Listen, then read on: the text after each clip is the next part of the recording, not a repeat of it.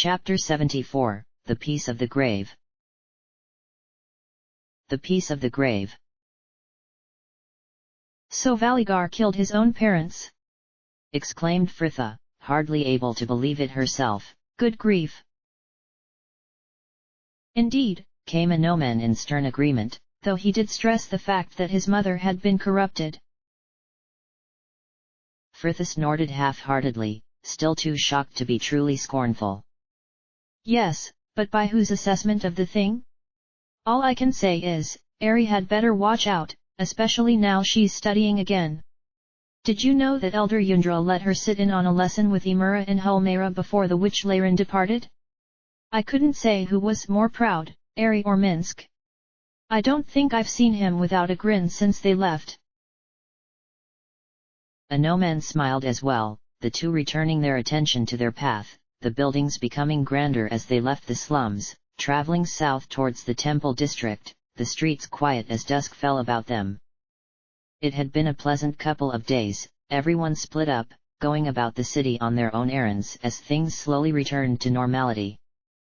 Anomen had been under strict orders from both Ari and Jahara not to leave his bed for any length of time, and Fritha had taken it upon herself to keep him company when she was not at the theatre or checking in on the rescued children at the Ilmaterans, the girl keeping him informed of the comings and goings outside his room or playing cards. Sometimes the pair just sat in silence as she embroidered and he read. Their relationship returned to the innocuous friendship it had always been.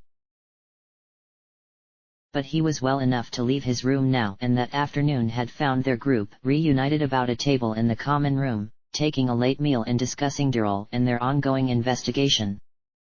Baldur had finally unearthed a list of contacts that his mother had made back at his estate, the directory comprised of local alchemists, apothecaries, and other less reputable sorts who were in a place to supply the exotic and sometimes macabre ingredients required by those wishing to practice the necromantic arts, and without any unnecessary questions. The last day or so had been spent making inquiries and narrowing it down to something more manageable. The remaining few names split between them that noon, and the group had paired off to follow what leads they had left. Fritha and Anomen were heading for an apothecary over near the promenade who had a reputation for supplying less common ingredients, though the knight had requested they make a minor detour so he could visit the temple and give thanks for surviving yet another battle. Fritha had joked he should start to ask if Helm couldn't just help him to avoid them. Oh, said Anomen suddenly, as though he had just remembered it, I wished to thank you for having my breastplate mended. Fritha smiled and shook her head. It's not me you should thank, I just took it over to the order. I was quite lucky really. Young Squire Mark recognized me as I was stood looking rather lost in the courtyard and fetched Sir Harn for me, and you know how he is. We took tea in the kitchens while Mark took your cuirass over to the smith's, so it was hardly a chore. Speaking of which, you visited the theatre again this morning, did you not? How was it? Oh, fine, fine. I spent the majority of it chatting with Mayan and Win. Wicked girls. Ogma only knows how they got onto the subject, but a few days ago the actresses were all complaining about how being on the stage made them very conscious of their figures, and Zurin had apparently started boasting about being able to eat whatever he likes and never putting on an ounce. So Mayan and Win have been secretly taking in his costume by a fraction every evening these last couple of days and teasing him about how he is starting to look portly. The poor vain man is apparently frantic. He is refusing to touch anything remotely sweet and has even given up his customary mead in favor of white grass tea. Fritha was laughing merrily, Anomen joining her in a smile. It is never a dull moment at your theatre, is it? I forgot to ask before, but did you change the ending of the play? Fritha was still laughing as she admitted, no. Higold seemed to think it was enough of an offense to change the prose. I imagine he would have spent the rest of the production prostrate before the shrine to Millel had I had them act out such heresy as a revised ending. Anomen snorted with a mild amusement. Perhaps that is for the best, my lady, the nobility of Athkatla are intransigent at best. Fritha nodded and smiled. She had noticed she was my lady again now. It made her slightly sad in a way she never could have anticipated. They rounded the final corner, the great stone temple to Helm about halfway along the street standing proudly over the surrounding temples and shrines, a no-man opening the door and stepping back to allow her through before following her inside and nearly walking straight into her where she had halted directly before the doorway, the girl looking as though she was tempted to retreat back further as High Watcher Oisig spotted them, the grave man unusually flighty as he crossed the chamber to greet them. Ah, Brother Anoman and the Lady Fritha, I am so pleased you have come, indeed that you have both come this day, for I understand we owe much of our good fortune to you, my lady. Fritha forced a smile, glancing to Anoman to see if the knight had any more idea than her as to what the High Watcher could be referring. Oh, really? Oisig smiled. Why, yes, Brother Anoman said you were the one who convinced Sir Sarles to take our commission. Sarles? Fritha repeated, going pink as she glanced about her warily. He's not here, is he? No, my lady, but his servants made delivery of his masterpiece just this morning. We are to have a grand unveiling in the glory of Helm's name this coming 10th day service as part of the St. Aldulfi's Day celebrations, though I would be proud to let you both have the honor of seeing it first. Oisig moved to go, clearly expecting them to follow, leading the pair to a small circular antechamber just off from the main room, a stone plinth unevenly draped in a large white canvas looming before them. Well, I shall leave you both to it, Oisig muttered, shutting the door to leave them quite alone. Anoman looked to Fritha, eyebrows raised as he reached out and removed the cover in one smooth sweep. And there it was, the pale marble image of a woman, flowing stone robes rippling in some ethereal breeze, her hair wild about her in a halo of swirling tresses while a slender arm was held out and pointing, her fine face screwed up as she harangued some unseen transgressor. They both stood staring up at it in stunned silence when the chamber was suddenly ringing with Anoman's laughter. Anoman, Fritha reproached, hiding her eyes beneath a hand even as she smiled herself, her face scarlet. I think it wonderful, he enthused, still grinning widely as his eyes studied it. The likeness is even better than the one in trade meat. Oh, don't, she laughed, moving to take the canvas from his hand. Here, help me put the cover back on. Anoman obliged her, though he was still laughing to himself as they left the temple a good while later, and Fritha wondered if he had even managed to stop whilst he had made his prayers, the knight only just able to suppress his amusement long enough to bid farewell to the High Watcher as the pair left. Right, sighed Fritha, as they turned to walk north back up the narrow raised street, the canal next to them grey under the cloudy sky. Valigar said the apothecary had a shop on Leam Lane, that's 4 streets south of the promenade, isn't it, Anoman? Will you stop laughing?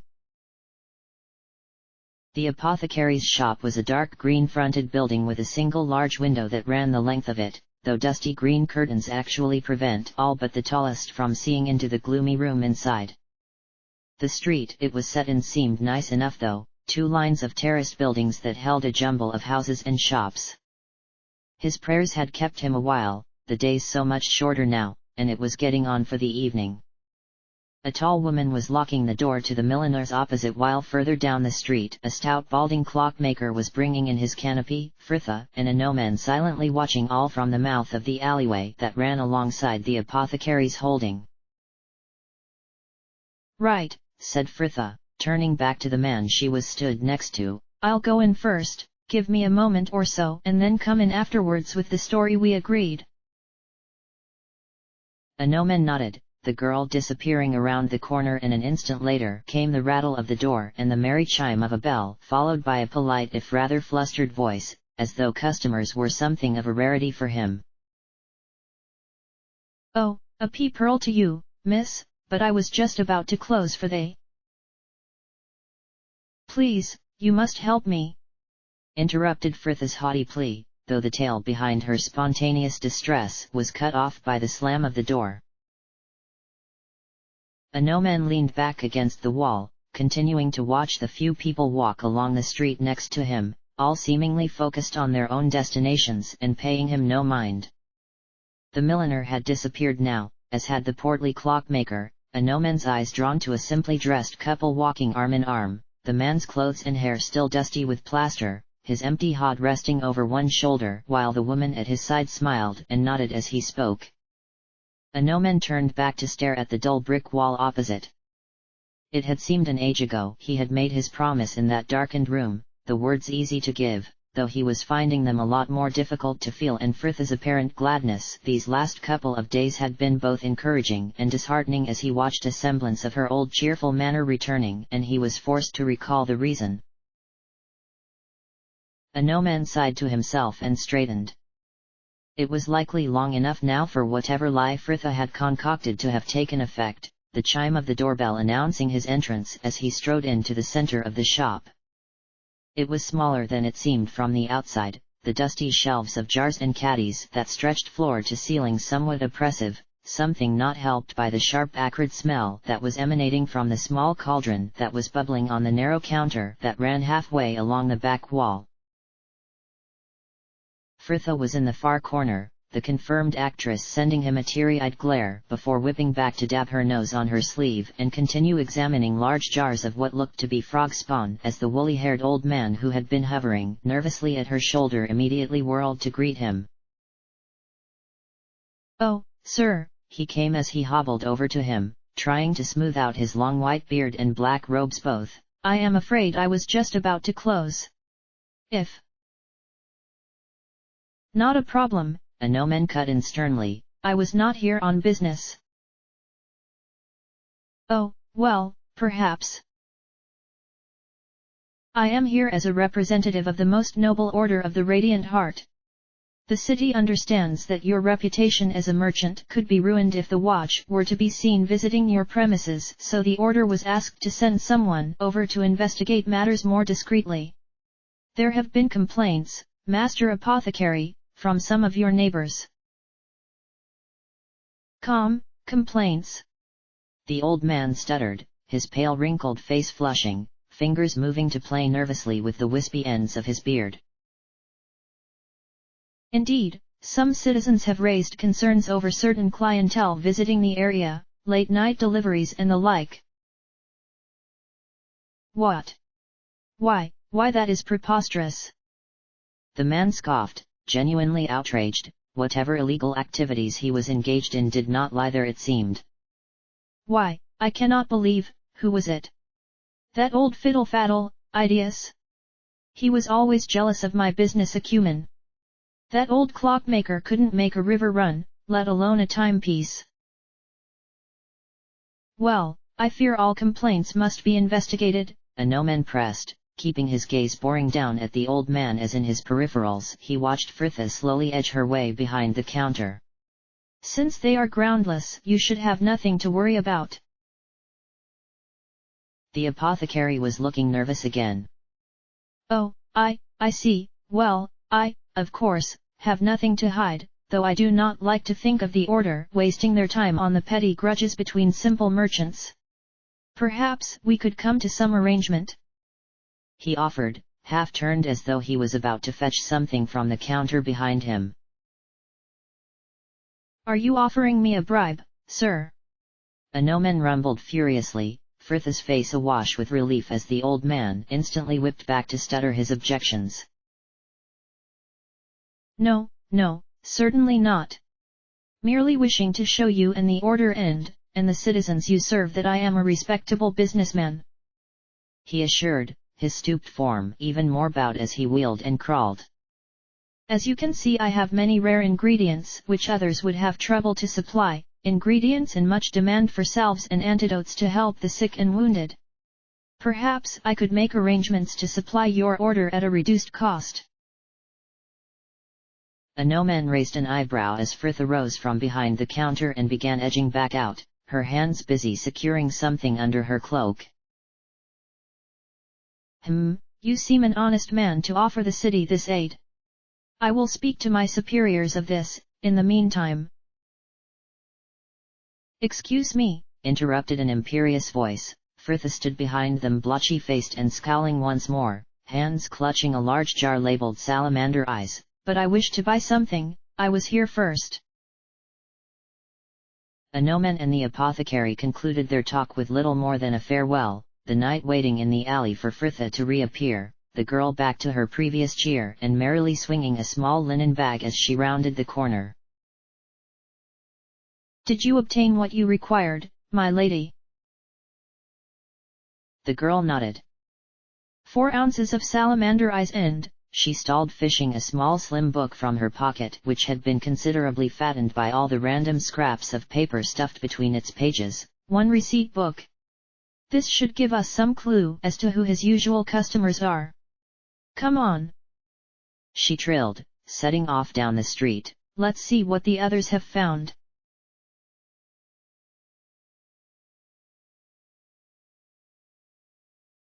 Jahara felt her nostrils twitch, the cold air somehow making the reek of fish and stale urine even more pungent as she walked the narrow street. Cerned at her side, the tall ramshackle houses that hemmed them in swathing the lane in deep shadows that seemed at odds with the amber gull-strewn sky that arced just above the rooftops, bright with the sunset that was alighting the harbor but a few streets away.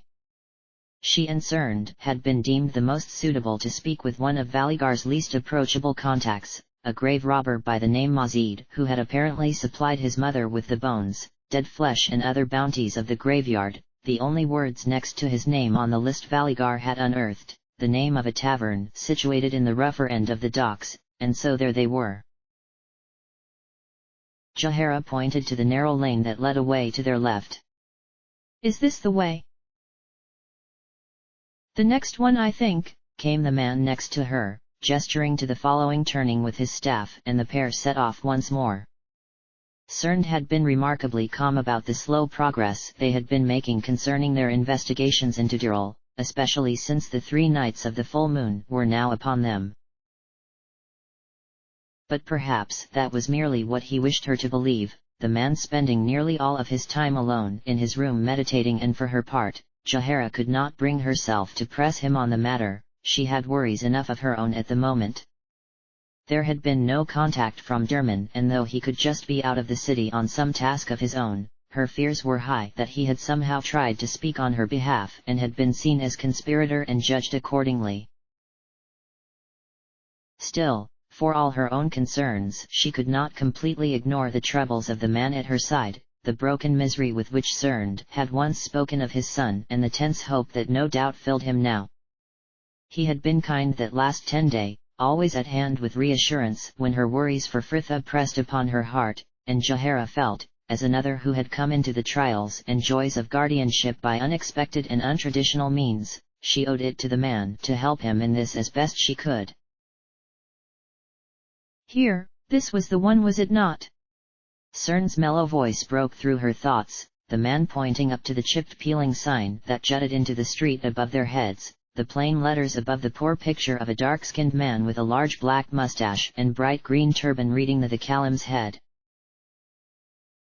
The windows next to them were so dirty it was hard to tell whether the lights inside were on or not, but the place was most definitely open, Jahara striding through the door to face the cloying heat of the small cramped space beyond, the room suddenly a sea of appraising frowns as the assembled patrons turned to take in these interlopers. Jahara left wondering how much they could actually see in that heavy fog of pipe smoke.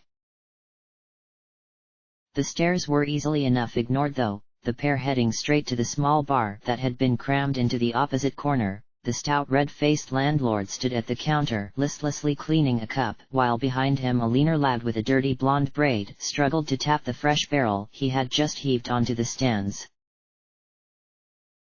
Evening there. Jahara merely nodded. We're here to see Mazid? Is he about tonight? Never heard of him, the landlord rumbled, no change to his bored expression. Now what you drinking? They took their ale over to one of the few empty tables, as far from the roaring hearth as they could manage. the table still covered with cups and bottles from the previous occupants, though it was not until they had almost finished their own drinks when someone arrived to clear them. It was the server from before, the young man making a show of stacking the many empty cups carefully upon his tray and not lifting his eyes from his work as he began nonchalantly, "I heard you asking after Mazid. What you looking for him for?" Jahara spared Cerned a glance before replying in a manner just as casual, "We heard he was in the position to supply us with certain goods." The man grinned, revealing a mouth of crooked teeth as he heaved his tray to the other side of the table and took the chair between them. "Ah, I recognize that reluctance well enough. I'm Simoth, I used to be Mazid's contact here, vet potential customers, you understand?" "Yes, we understand," agreed Jahara grimly. "We would like to speak with him." "Well, wouldn't we all?" Simoth laughed. "He owed me a good few coins before he passed over." "Passed over?" repeated Cerned. "You mean to say he is dead?" Happened about a month back now, though I still might be able to help you depending on what you're in the market for."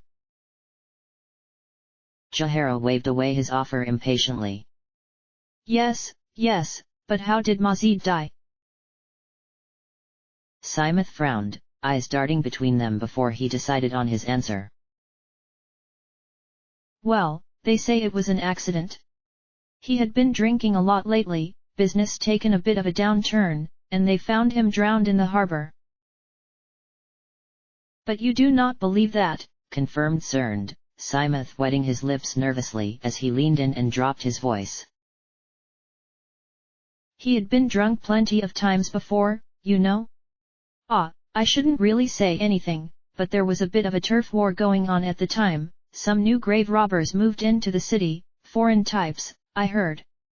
It wouldn't have usually been a problem, most of the clients in our business like to stick with suppliers they trust, but these lads rumor had it they could get bodies so fresh they had barely seen a tomb. One by one, the other grave robbers about the city went out of business and soon old Mazid was the only one left still working. Then came the final nail in the coffin as it were, him lost to a watery grave and those two had free run of the city." "Do you know their names?" asked Cerned. "Or how we might contact them?" But Simoth was shaking his head, nervy and restless as he glanced about them. No, they don't deal with me and I stay well clear of them. I've already said too much and I don't want to end up the same way as Mazid." Jahara reached for her purse to lay a bright gold piece upon the table before him. "Perhaps this can bolster your courage." Simoth eyed the coin a moment, fat and gleaming on the dull wood, before covering it with his palm and sucking in a deep breath as though drawing strength from the small disc of metal. "All right then, Balkit and Michio, them are your fellers if you want something really fresh, though if you're just in the market for some unblessed bones or grave dust, then—" "No, thank you," cut in Jahara categorically, leaving Simoth grumbling into his chores as she turned to leave. "Well, that could have been more constructive," Jahara sighed to the twilit sky as they stepped outside. Even the reek of the docks better than the stale heat of that tavern. "But these two newcomers sound promising at least." Cerned nodded and murmured something vague, his eyes still on the blue-grey clouds. Jahara felt her heart twist in sympathy and decided there and then that she would see the man and son reunited, whatever it took. "We will get him back, Cerned." The druid smiled and agreed in that mild mellow way of his, though her words had done nothing to lift the air of unease about him, and they made their way back to the inn in a silence much the same. Apart from the notable change in staff, the coronet was little different from before. The patrons crowded about the tables drinking or warming themselves by the 4 large fireplaces. Bernard and Hendek were in conversation behind the bar, though the latter raised a hand to Jahara as they passed, she and Cerned the last to arrive at their table, 5 familiar faces glancing up as they approached. "So how went it?" Jahara asked briskly as soon as she had taken her seat, more than ready to bring Cern from his ill humor with tales of their success. Airy? Minsk. The elf sighed as Minsk shook his head regretfully.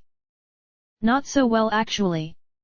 We visited that alchemist Valigar suggested, but his business closed down an age ago. He had some trouble with the watch and moved to Waterdeep. It's a bakery now. So we spent the rest of the afternoon watching Dirl's estate. Truth be told, we quite heartened by the number of deliveries he seemed to be receiving, until one of the cart horses threw a shoe and we were given our opportunity to approach with aid. Apparently, Dirl is holding some sort of gathering in the next couple of days. Jahara felt her suspicions prickle. Could it be something connected to his necromancy? Airy snorted. Not unless such dark revels are usually decorated with festoons of ivy and winter roses, imported at goodness knows what cost from the city hothouses. A grim murmur of disheartened agreement rippled over the table. Things did not look promising there, Jahara redirecting her hopes to the ranger sat opposite. And, Valigar, have you discovered any more from your mother's diaries? No, he answered shortly, and clearly not wanting to speak of it further, Jahara suppressing a sigh of her own as she turned to their final pair. So, how was the apothecary then? Well, you cannot fault a noman's performance, Firtha enthused, her cheer out of place on that table of dour faces. He comported himself admirably and kept the old man distracted while I had a good cry. The knight flushed, though a smile did not break past his lips as he demurred. You lend me too much praise, my lady. It is you that has the talent for such deceptions. I entered the shop to find you almost as another person. Tell me, what pretense had you so distressed? Firtha laughed. Oh that! I told him I wanted a curse for my sweetheart after I caught him writing love letters to another girl. There! She announced proudly, setting a small jar of slimy bright orange orbs on the table, each no bigger than a peppercorn, a quarter of salamander eyes. Brewed up just right, then slipped into ale or tea and it'll fester tiny green boils all over his lying cheating tongue. Firtha leaned back in her chair looking rather pleased with herself. That'll put an end to any illicit kissing he's got planned for the next 10 days. Firtha, Jahara observed dryly, this man doesn't actually exist. I know. Well, the woman sighed over Aries giggling. Did you manage to get anything other than an apt retribution for your roving and utterly imaginary beloved? No, Firtha confessed gloomily. It was a complete waste of time, I'm afraid. I took his receipt book, but there is no mention of Dirl or deliveries to his estate. Perhaps he is served off the books, though without any solid evidence of his ill-doings we are no further on. Well, the apothecary was most definitely hiding something, concluded a gnomon firmly. No merchant of this city would be so generous were he truly honest. Indeed, Firtha agreed, though it doesn't really help us with finding anything incriminating on Dirl, sorry Cerned. The druid mumbled something into his chest, but made no other response. Well, we may have some lead, announced Jahara, determined their investigations were not to have been a complete failure. According to our contact, a new pair of grave robbers are working in the city and have driven most of the others out of business, or worse. It is said they can supply bodies of an unrivaled. She paused for a word that did not turn her stomach and came up short. Freshness, she finished eventually to more than a few crinkled noses. 2 young men named Baldur and Michio. Firtha cast her eyes to the ceiling with a sigh. You're joking. Cerned and Jahara shared a look, the woman continuing mordantly, No, though your tone suggests we will soon wish we were. They're false names. Baldur and Michio were the grave robbers in Oswaldin's tragedy, The Leafless Tree. Oh, very witty, Jahara spat crossly, though at the risk of sounding intellectually conceited, I do not believe our contact could have thought up something so poetic. It must be the names they go under. Well, Fritha sighed, straightening in her seat to clap her hands together, trying to return herself to her previous enthusiasm. If there is one thing I am pretty sure grave robbers need, its graves. Shall we take our investigation to the source? A round of agreements, Jahara's twinge of reservation revealing itself in an involuntary glance to the man next to her. You do not have to join us, Cerned, if... She did not have to finish the sentence, her eyes flicked pointedly to windows next to them, opening out on a darkening sky and the full moon which had yet to rise.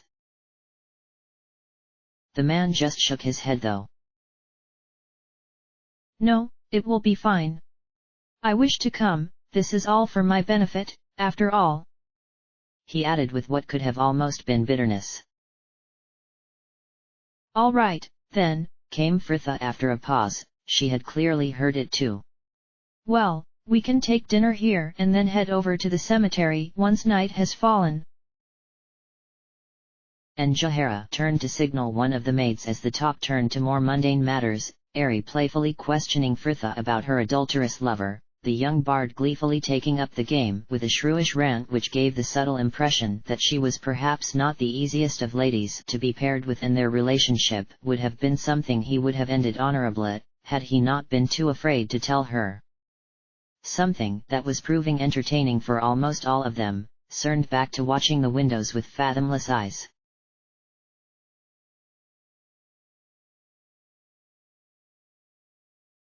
Ah, another evening, another choiceth Catlan night spot, Fritha sighed, the girl heading their group as they stepped under the ornate stone gateway into the city cemetery. We always go to the nicest places.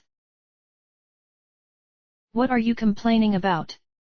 Asked Ari. Our last outing took us to a tavern, admittedly it was full of slavers and you started a brawl. Fritha laughed. I know, can't take me anywhere, can you? According to the site map, the more recent plots are this way, said Valigar, the man promptly striding off along the eastern pathway through the mausoleums. The sky above them had finally cleared of clouds and was all the colder for it, a hoarfrost creeping up the stonework around them, Fritha pausing in her march to commit the diamond-strung filigree of a spider's web to memory, before hurrying after the others. The graveyard was changing about them as they walked, the older mausoleums giving way to smaller crypts and crowded areas of just large gravestones and ornately carved sarcophaguses, statues, and idols to every god she could name raised in marbles and granites about them with seemingly no thought to the cost. That last sign of devotion from the faithful, or the desperate final act of one who was not sure how warm a welcome they would be receiving beyond the veil. Valigar had not her indecision. Ah, keep your temples and your shrines, you never see any more proof of men's unswerving faith than in a graveyard. He snorted contemptuously as his eyes dragged over a large icon to Lathander in gilt and marble. Such pointless veneration. You mean you don't believe in the gods? Asked Ari, as though she could not believe an unfounded hatred of magic was not enough for the man without adding this heresy. Valigar shrugged evenly, her reaction nothing out of the ordinary it seemed. No, I believe in them, just as I believe in the trees and sky and cities. But as with all those things, knowing they exist does not necessarily lead to my worship of them. So you do not pray, not ever? The elf gasped, the stars reflecting in her white eyes. To what end? I have no need of the powers the gods grant you. But one does not worship for power, corrected a Nomen, perhaps more calmly than Ari, though the same intensity still lingered behind his voice. But because your chosen Lord is the divine embodiment of all you believe in and strive to be. But the ranger remained unmoved. There is no such God for me. But that is no reason not to worship, pressed Ari. The gods gave us the whole world, they gave us life. Valigar raised a cool eyebrow. It could also be said your mother and father gave you life. Ari, did you worship them as well? No, of course not, but I did love them. But for the fact they gave you life, or for the care they gave to you. So, you do not worship because the gods do not care. I do not worship because I should not have to. The gods do care. Ari insisted, her voice rising. Valigar sighed, his patience for this constant censure of his beliefs seemingly wearing thin. The gods care as the gods can, Ari.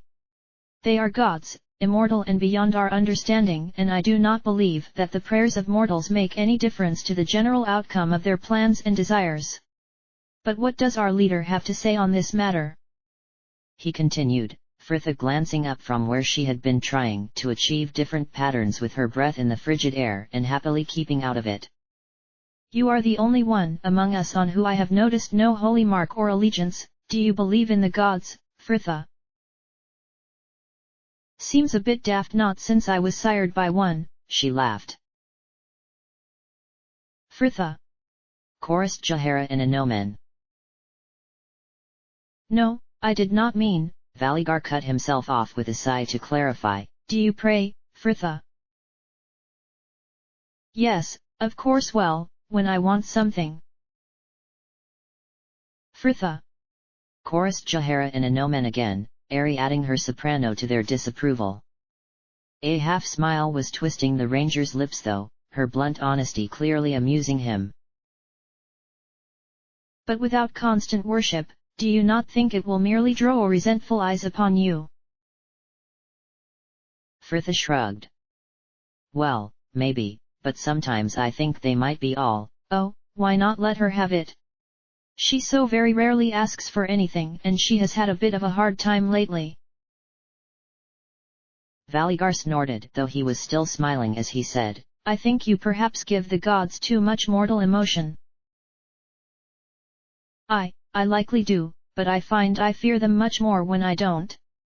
Besides, Bal was jealous, scheming, and very keen to avoid his own demise by any means necessary, and not unlike your average person now I consider it, so I do not think my assumption is too far from the mark. Valigar's bark of laughter sent a great cloud of icy mist into the sky. How does one so bitter remain so bright?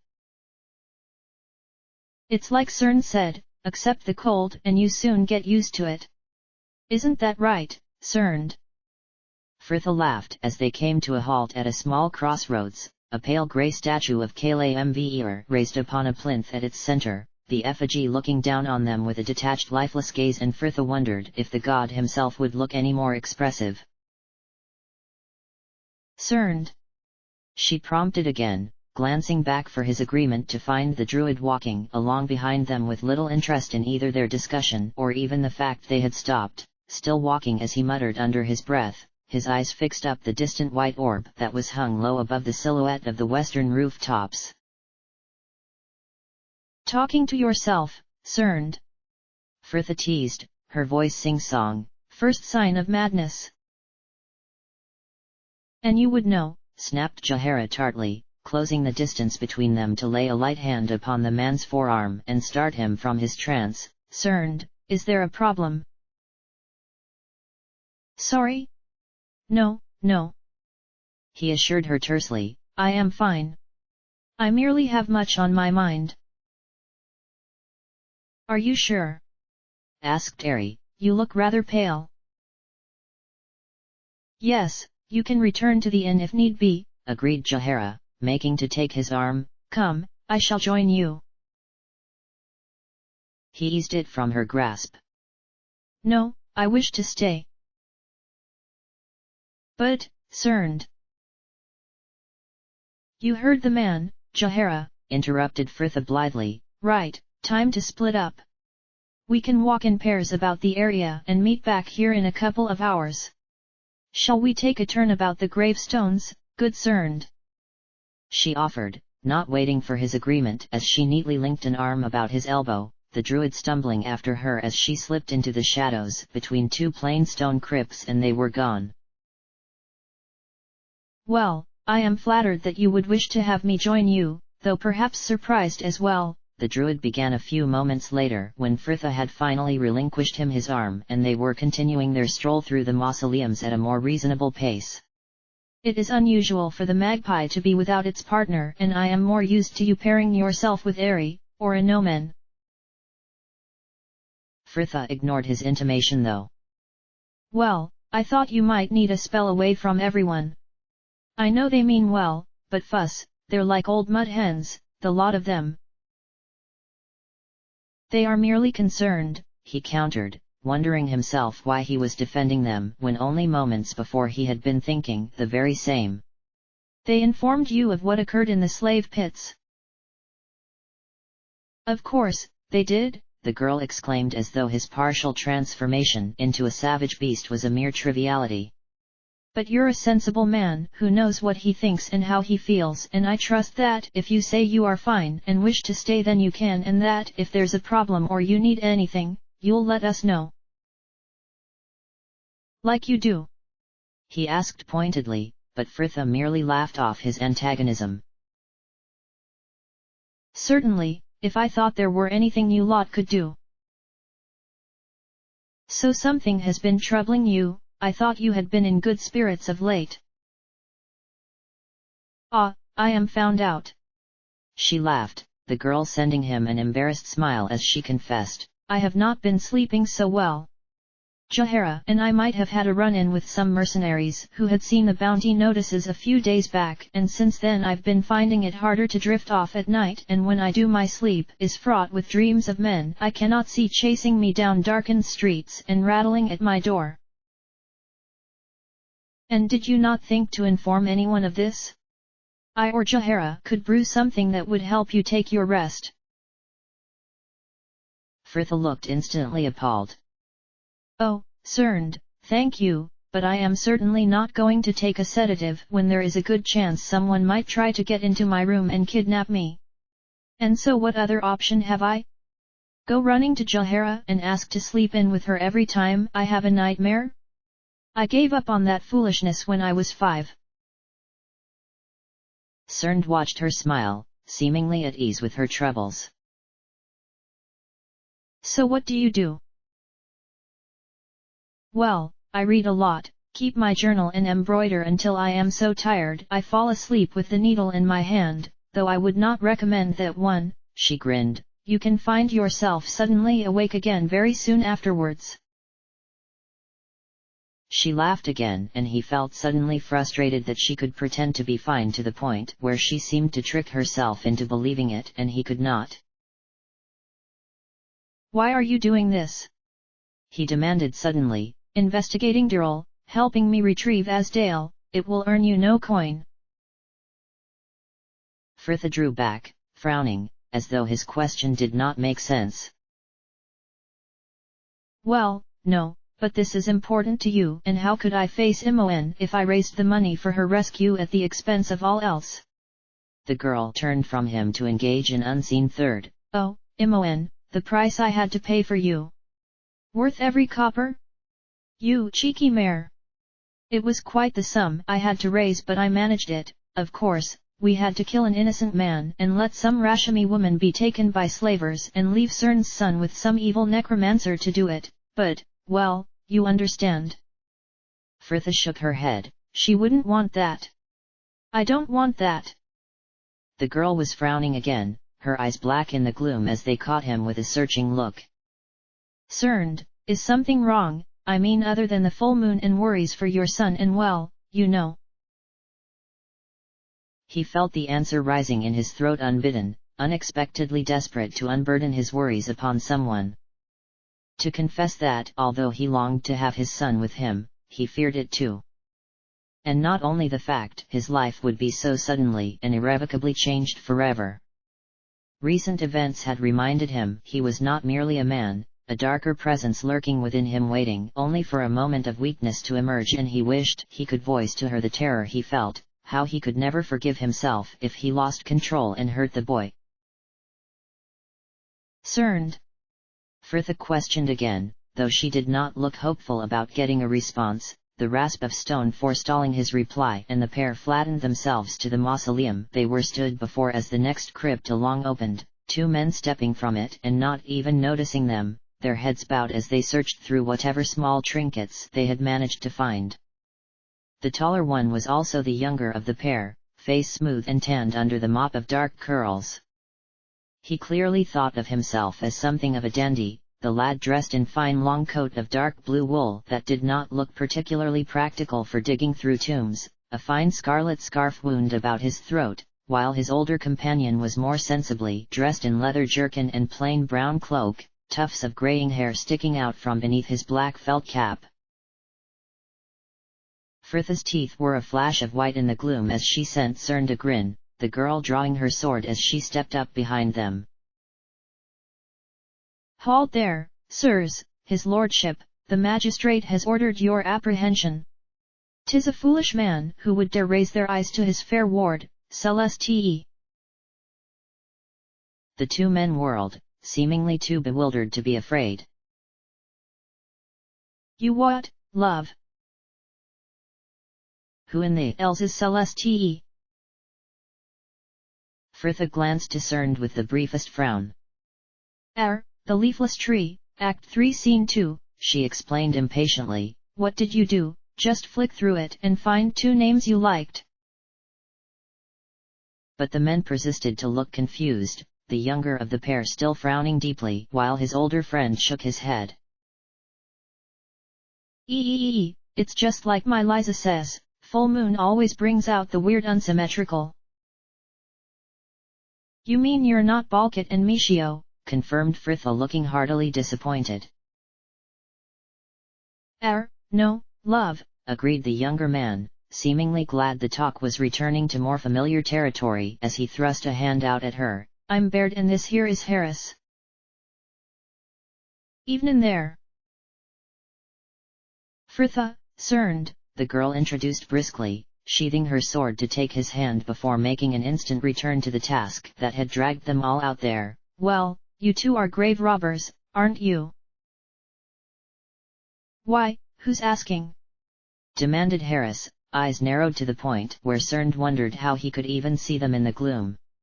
"You 2 with the watch?" "No, but we are looking for pair of grave robbers who might be working around here," said Fritha, hopeful as she glanced back and forth between the pair. "Newcomers perhaps? Known for getting their bodies very fresh." But Baird was shaking his head. "Nope, not round here, love, and I'd give them a piece of my mind if we did." "Why? Competition is the life's blood of this enterprising city," said Cerned, trying to keep the scorn in his voice to a minimum. "Ain't about the competition," snapped Harris. "Anyways, we ain't grave robbers, we're tomb robbers." "The difference being?" questioned the druid coolly. "Tomb robbers take whatever affects may have been buried with the body, grave robbers take the body." "Now, that's just disrespectful," added Baird, the pair nodding in stern agreement. "Whereas rifling through the deceased's personal affects for your own profit is the height of reverence," muttered Cerned, Fritha's cheeks suddenly suffused with a blush that had nothing to do with the cold. "Come now, Cerned, the man has a point. But either way, I'd cry off tonight, lads. There are some others of my company about here tonight with a less enlightened view of things than us, if you catch my meaning."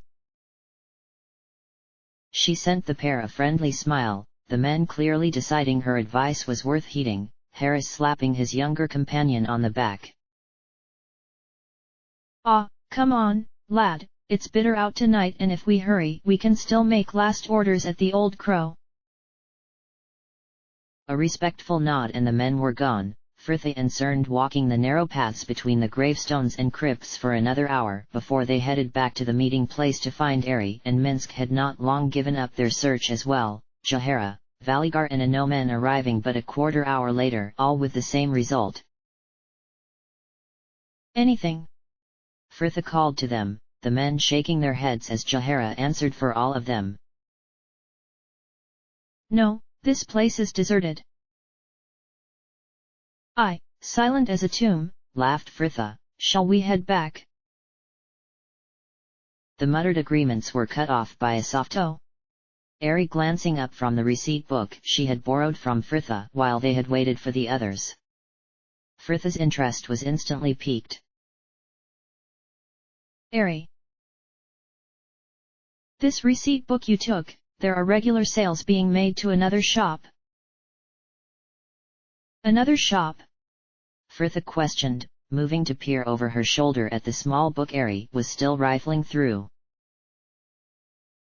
Yes, Ignacio and Virid. It's a bookshop in the main square just west of the promenade, one of the few in the city allowed to stock volumes relating to the arcane. I used to visit there between shows at the circus. Why would they want supplies from an apothecary? Asked Jahara, the elf shaking her head, as bewildered as any of them. I don't know. I never really spoke to the owner, though he seemed nice enough for a cowled wizard, just old and a bit forgetful, though he loved his books. I cannot imagine him wanting to branch out into magical supplies, especially some of these things.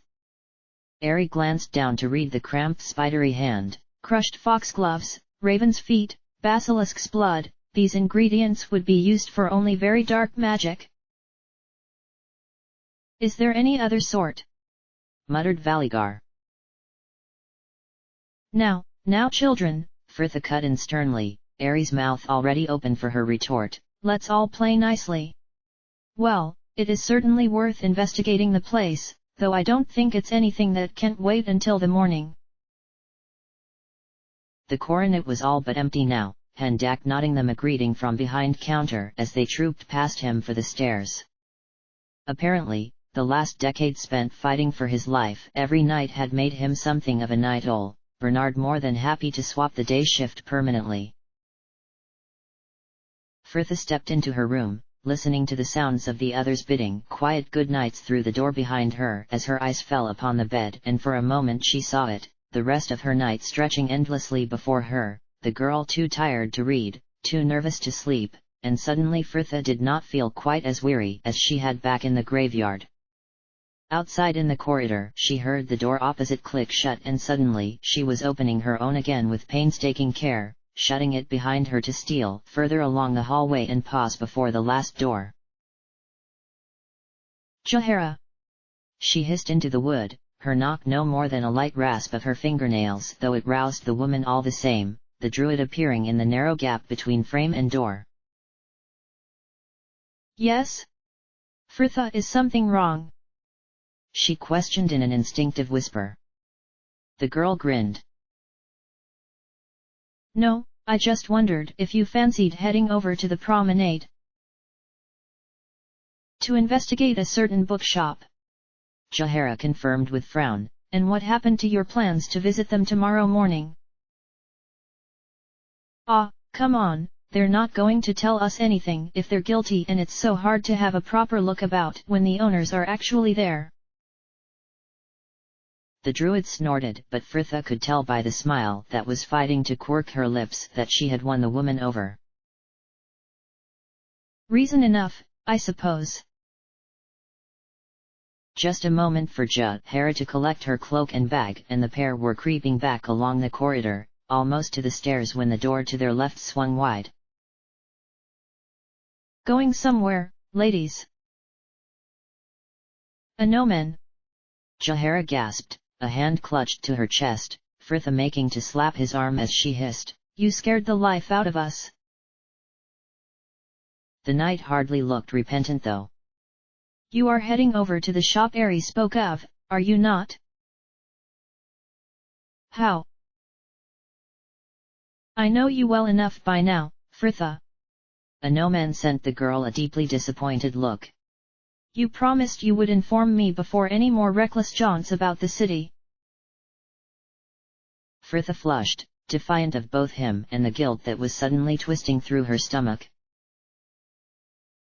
No, I promised you I'd try. Well, then may I suggest you try harder? Fine, fine, the girl appeased, not willing to waste any more time arguing with him. So what now? A Nomen sighed, suddenly weary. I do not suppose I can convince you both to return to bed. Jaehaerys snorted as Fritha almost laughed her, no. Surely, there must be a better way to proceed in these investigations, my lady, he almost pleaded, the girl sending him a strangely sympathetic look. Not that I can think of. I'm sorry, but we need a chance for a real look around if we are going to discover anything. This matter with Dirl and these grave robbers may affect more people than just us in the end. Now, are you reporting us to the watch? The man sighed again, pulling his door closed behind him. I was hardly tired anyway. Why are you three still in the hall? Whispered a voice before them. Valigar stood before his open doorway, armor removed but still clothed. Gods help me! Hissed Fritha. We're going to break into this bookshop of Ares, you coming or not? Valigar reached back inside and suddenly he was swinging his new green cloak about his shoulders, fastening it with one hand as he locked his door with the other. Fritha nodded once, turning back to the stairs. All right then. Now, let's go before we end up having to take half the inn with us. Black Cross and Taylor. End of chapter.